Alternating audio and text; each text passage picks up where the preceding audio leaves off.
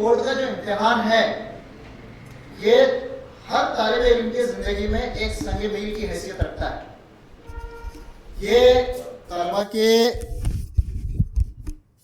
ये तमाम तलबा के जिंदगियों का टर्निंग पॉइंट है। ये बच्चों के करियर को रुख देने वाला एक टर्निंग पॉइंट है। तो यहाँ पर इसलिए इसको संगे मील कहा जा रहा है।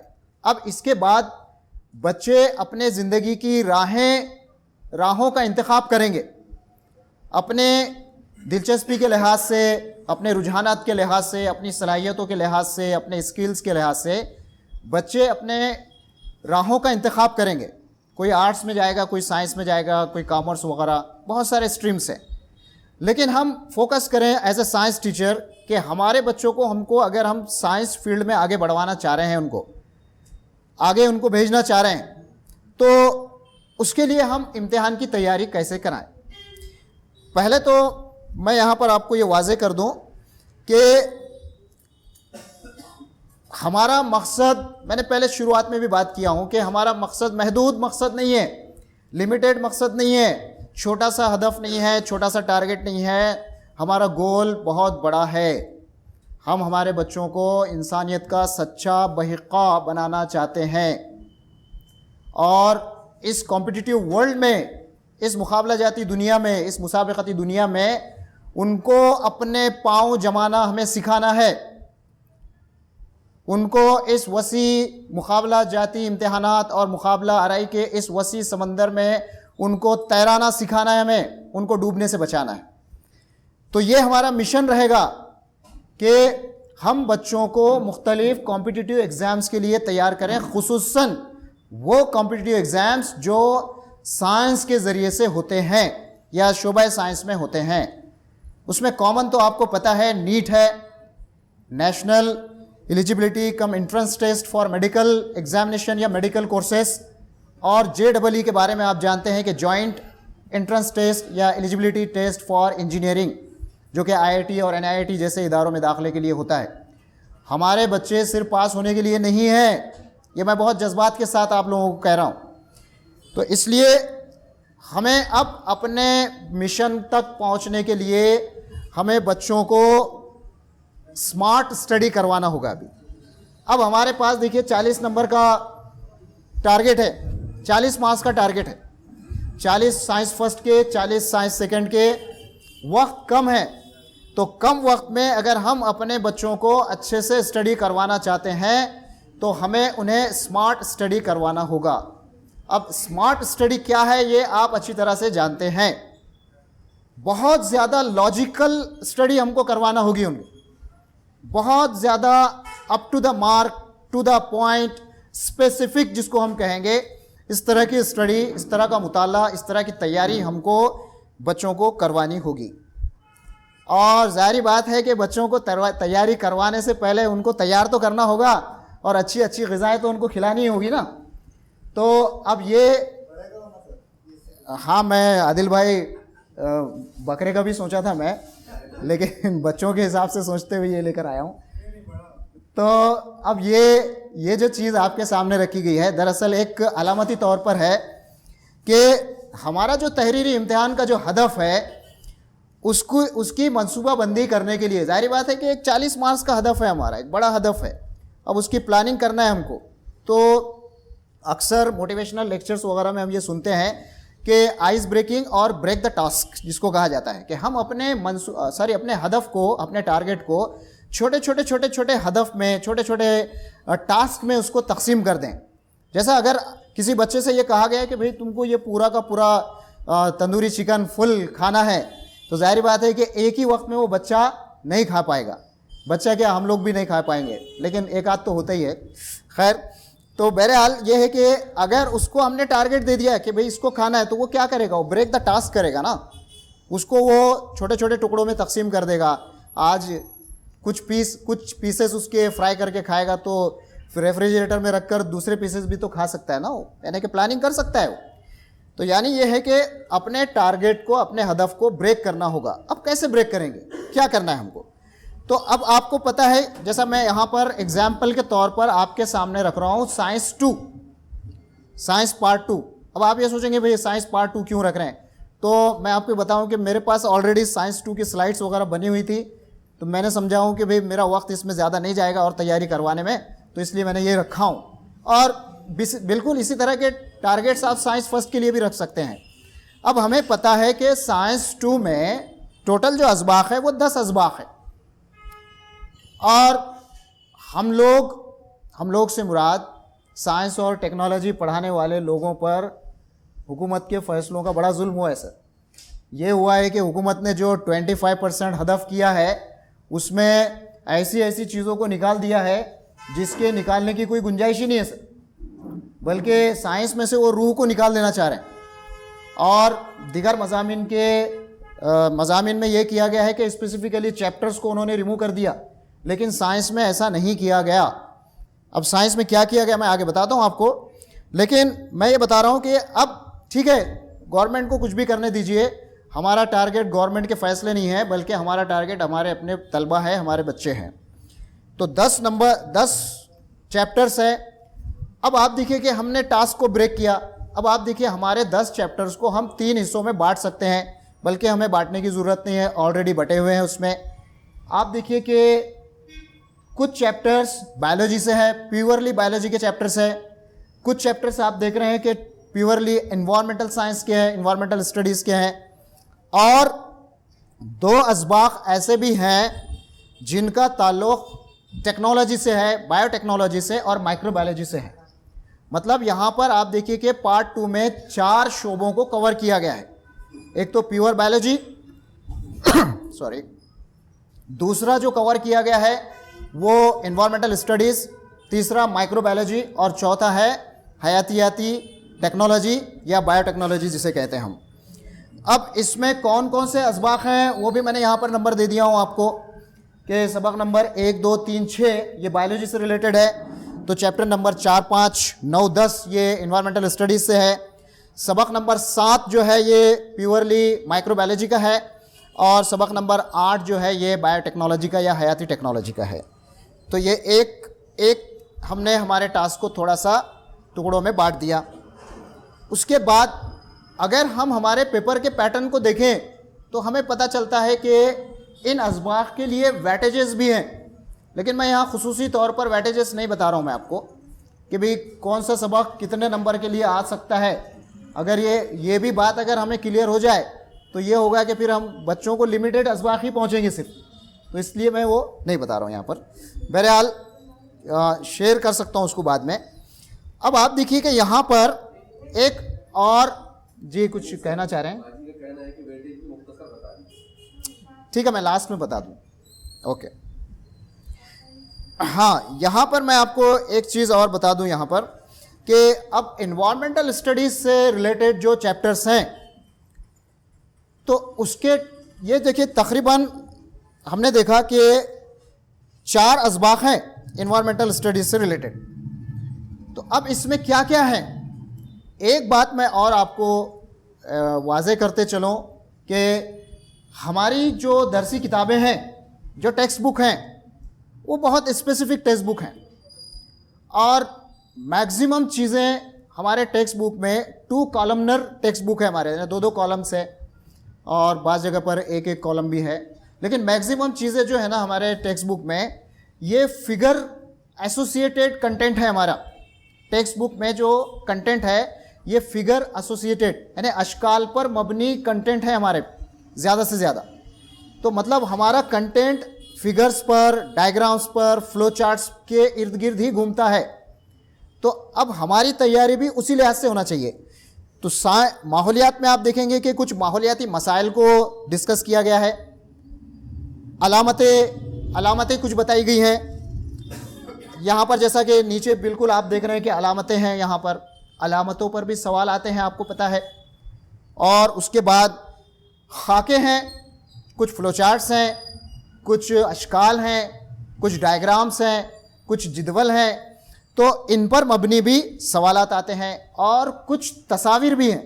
यहाँ पर हम थोड़ा सा अपने आप को स्पेसिफिक कर लें कि खाका और तस्वीर या शक्ल और तस्वीर इसमें थोड़ा डिफरेंस है। तस्वीर से मुराद ये होगा कि वो डायरेक्टली एक फ़ोटो होगा, जैसा किसी साइंटिस्ट का फ़ोटो, जज़ाकल्लाह सर, बहुत बहुत शुक्रिया। साइंटिस्ट की तस्वीर वगैरह हैं बहुत सारी, तो उन पर ज़्यादातर सवालात नहीं आएंगे। और उसके मतलब ये है कि जो तस्वीर वाली चीज़ें हैं उस पर आप गौर कीजिए कि उस पर सवालात नहीं आते हैं, डायरेक्ट खाकों पर सवालात आते हैं।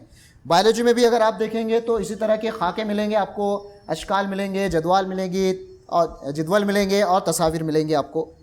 उसके बाद यहाँ पर मैं मुख्तसर तौर पर सिर्फ एक ही स्लाइड में आपको ये बता दूँ कि जो 25% सिलेबस जो हमारा हदफ किया गया है वो सुर्खियाँ है, सुर्खियाँ, कैप्शंस जिसे हम कहते हैं, और कैप्शंस वाला पार्ट ही हमारा मैक्सिमम ओमिट किया गया है। अब आप जो ऑर्गेनाइजर्स हैं, एक्सपर्ट्स हैं, आप समझ सकते हैं कि हमारे साथ कितनी नाइंसाफ़ी हुई है इसमें। अब आप देखिए कि इसमें मुशाहिदा करके गुफ्तगू कीजिए, अमल कीजिए और ज़रा सोचिए, इस तरह की चीज़ें निकाल दी गई जो कि होना चाहिए साइंस में। बहरहाल उसके निकालने से हमारे सिलेबस पे कोई फ़र्क नहीं पड़ने वाला, हमको तो सिलेबस पूरा पढ़ाना ही है बच्चों को। उसके बाद तहरीरी इम्तिहान जो है इस पर हम बात करते हैं थोड़ी।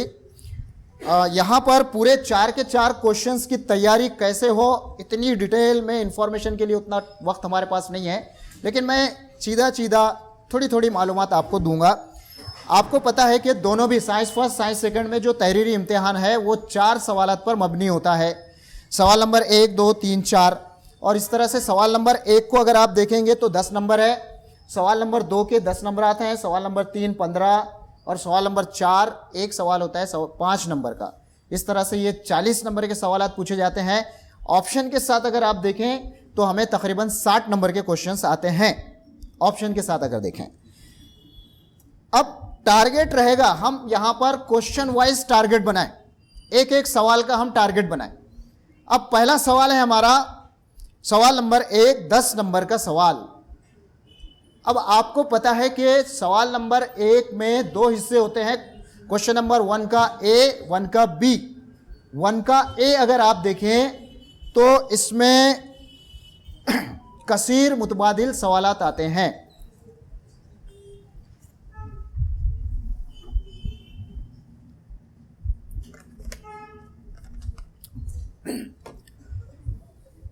कसीर मुतबादिल सवालात है, मल्टीपल चॉइस क्वेश्चंस है, एक क्वेश्चन होता है, 4 ऑप्शंस होते हैं, ये आपको पता है। उसके बाद ऐसे 5 सवालात हमें पूछे जाएंगे एक एक नंबर के। उसके बाद सवाल नंबर 1 का बी जो होता है ये बड़ा इंटरेस्टिंग क्वेश्चन होता है। इसमें हमारे पास कई ऑप्शंस हो सकते हैं, हालांकि सवालात 5 ही आएंगे लेकिन एक एक नंबर के लिए कई ऑप्शन हो सकते हैं, जैसा खाली जगह मुनासिब अल्फाज से पूर कीजिए, मुतफर्रिक़ जो अलहदा कीजिए, सही है या गलत पहचानिए, बाहमी ताल्लुक़ को मालूम कीजिए, कोरिलेशन मुनासिब जोड़ियाँ लगाइए, या मैं कौन हूँ, हु एम आई, या किसी इस्तिलाह की तारीफ़ लिखिए, या फिर नाम लिखिए।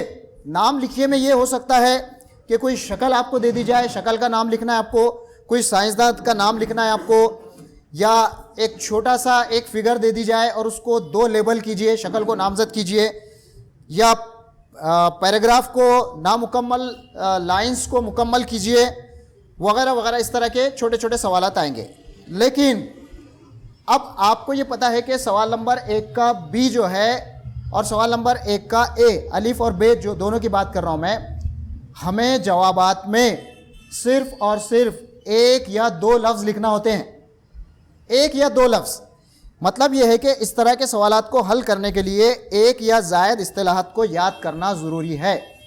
इस्तिलाहात पर मबनी सवालात होते हैं।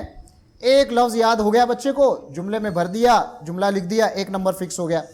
मतलब एक लफ्ज़ के लिए 1 नंबर होता है।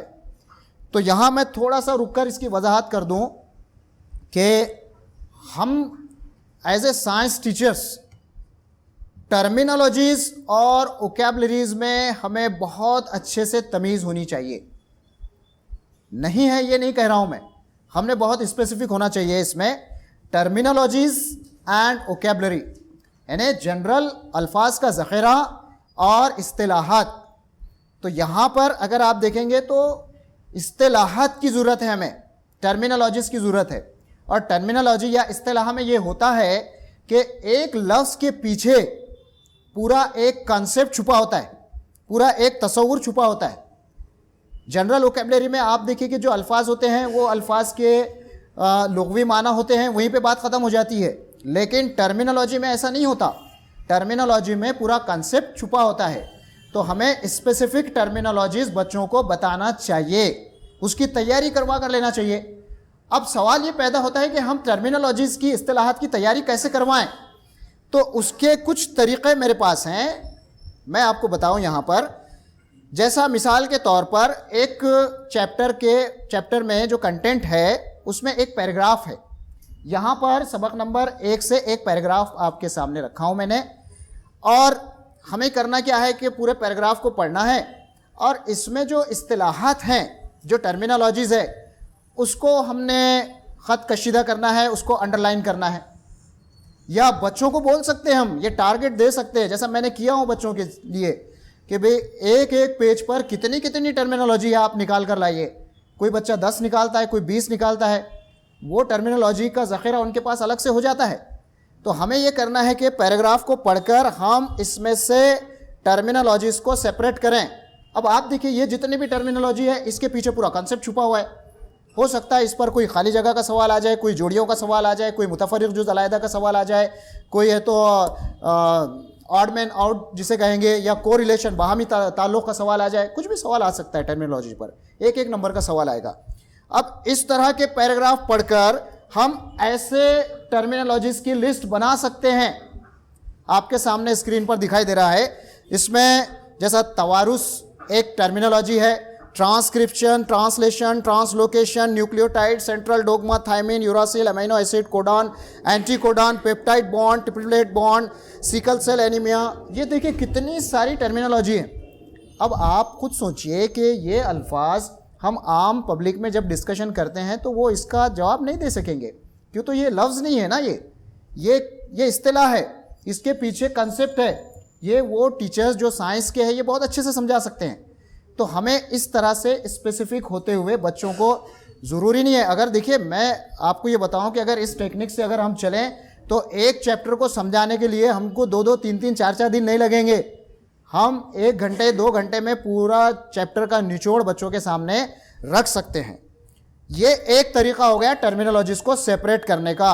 अब दूसरा तरीका मैं यहाँ पर आपके सामने रख रहा हूँ कि हम सिनॉप्सिस तैयार कर सकते हैं, मेमोरी मैप तैयार कर सकते हैं, कंसेप्ट मैप तैयार कर सकते हैं, फ्लो चार्ट्स तैयार कर सकते हैं। मतलब ये है कि पैराग्राफ की सूरत में जो कंटेंट हमारे सामने होता है, जो मवाद होता है, उसको हम पिक्टोरियल फॉर्म में, ग्राफिकल फॉर्म में, जिदवल के फॉर्म में, फ्लो चार्ट के फॉर्म में कन्वर्ट करके हमने देना चाहिए बच्चों को।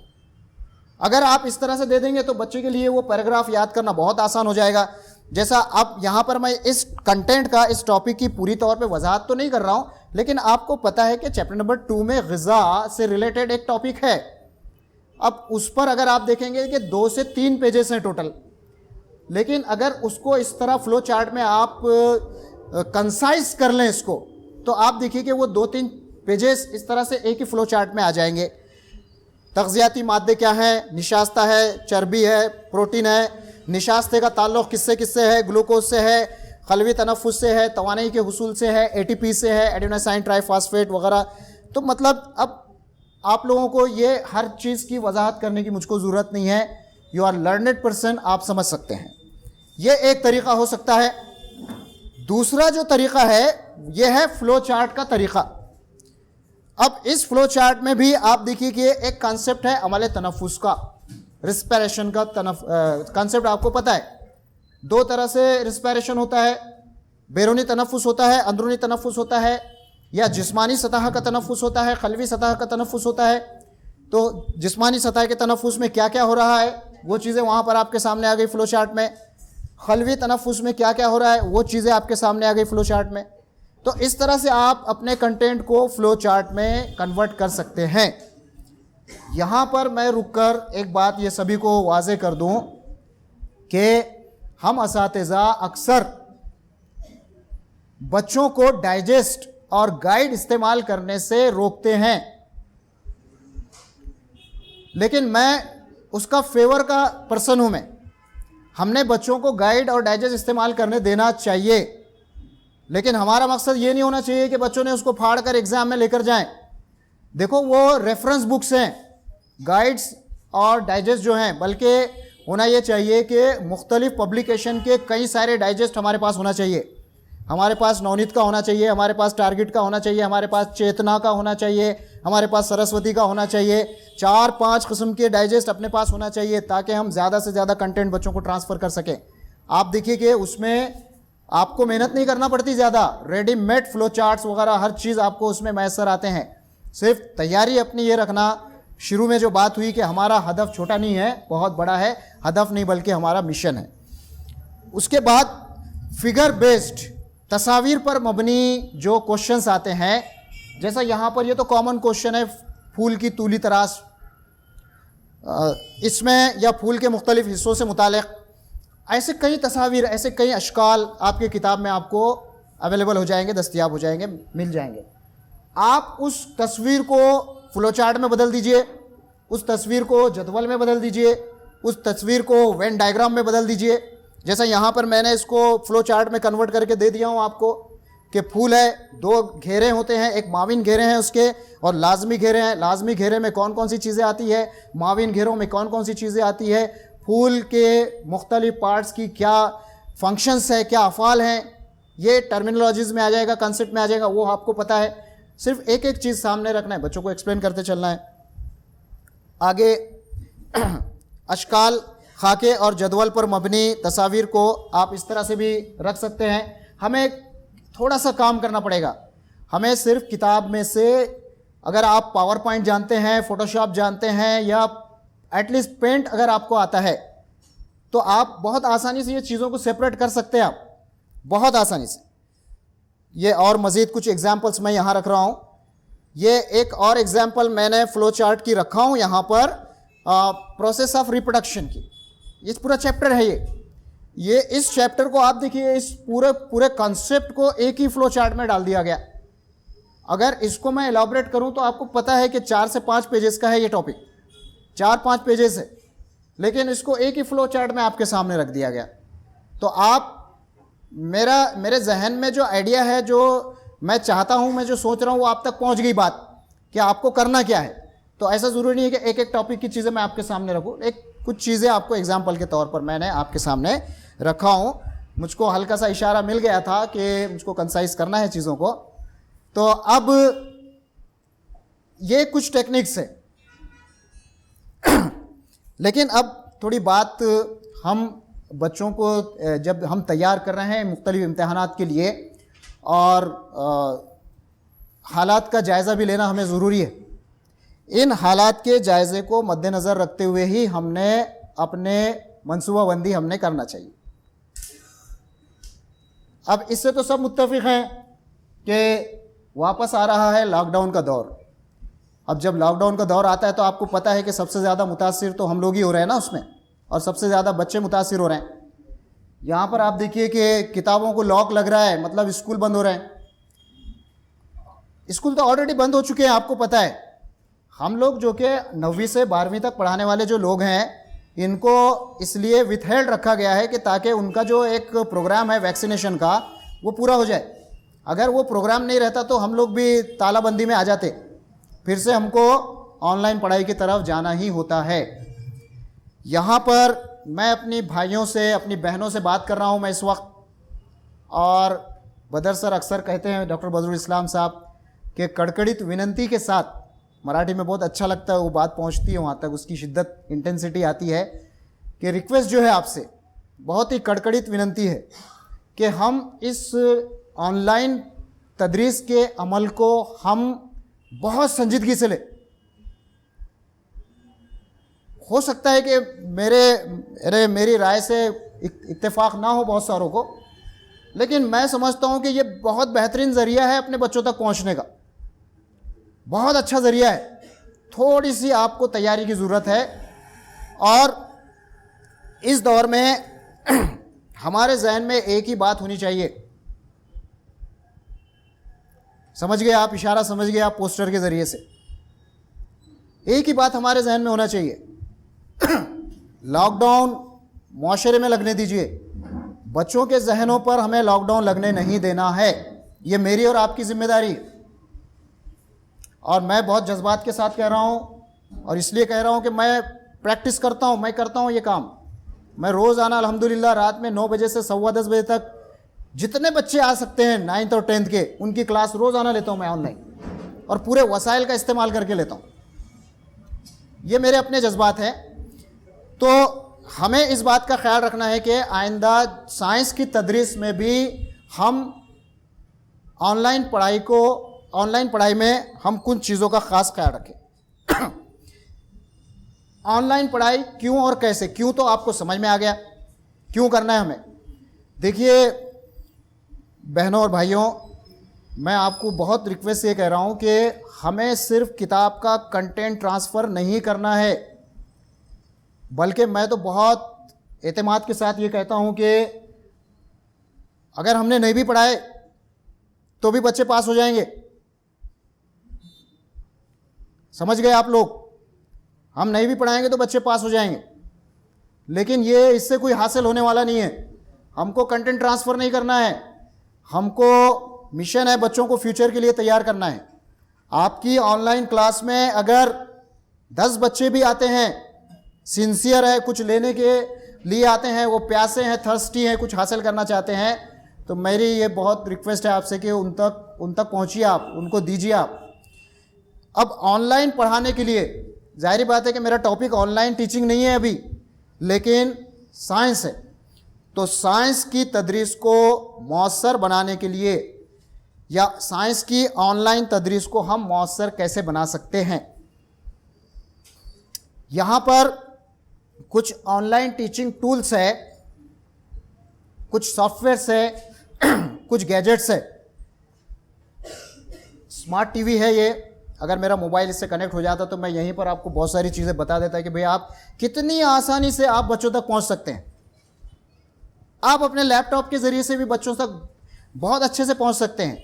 बल्कि आप मेरी इस बात को मानिए, समझिए, आपके ये ऑनलाइन टीचिंग साइंस पढ़ाने में बहुत ज़्यादा मौसर साबित हो सकता है। जैसा मिसाल के तौर पर मैं आपको बताऊं कि आपको चैप्टर नंबर 5 है आपका, सब्ज़ तवानाई की जानिब टुवर्ड्स ग्रीन एनर्जी। अब आपको उसमें थर्मल पावर प्लांट बताया गया है, उसमें आपको न्यूक्लियर पावर प्लांट बताया गया है, फ्लो चार्ट्स दिए गए हैं उसमें, थर्मल पावर प्लांट के, न्यूक्लियर पावर प्लांट के फ्लो चार्ट्स हैं। बल्कि मैं यहाँ पर किताब आपके सामने खोलकर रख सकता हूँ, बता सकता हूँ। खैर जाने दीजिए, उसमें बहुत टाइम जाएगा, सॉरी। हाँ ये है। तो मैं ये कह रहा था कि थर्मल पावर प्लांट आपको पता है, या न्यूक्लियर पावर प्लांट है, हाइड्रो इलेक्ट्रिक प्रोजेक्ट है। हम बता कर क्या बता सकेंगे उनको? किताब में जो इमेज है वो बता सक रहे हैं, फ्लो चार्ट्स बता सक रहे हैं, लेकिन आपने अगर ऑनलाइन टीचिंग के दौरान लाइव डेमॉन्स्ट्रेशन आप बता रहे हैं, परली का थर्मल पावर सिर्फ सुना दे रहे आप। परली में देखिए, परली में है ना थर्मल पावर स्टेशन है, बच्चा तस्वुर कर रहा है, आपको पता नहीं बच्चा कैसा तस्वुर कर रहा है थर्मल पावर स्टेशन को।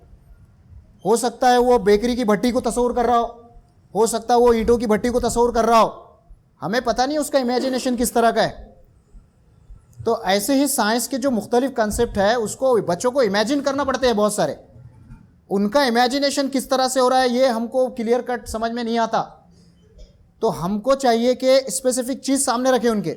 अगर आप परली के थर्मल पावर स्टेशन की बात कर रहे हैं, फौरी उसके सामने, बच्चे के सामने गूगल कीजिए, परली का थर्मल पावर स्टेशन उसके सामने रखिए, यूट्यूब कीजिए, फौरी आप है तो न्यूक्लियर पावर प्लांट उसके सामने रखिए। न्यूक्लियर पावर प्लांट में आपको पता है कि न्यूक्लियर रिएक्टर की ज़रूरत होती है वहाँ पर न्यूक्लियर रिएक्टर काम कैसे करता है, यूरेनियम 235 क्या है, यूरेनियम 236 क्या है, न्यूट्रॉन की बम्बार्डिंग किस तरह से होती है।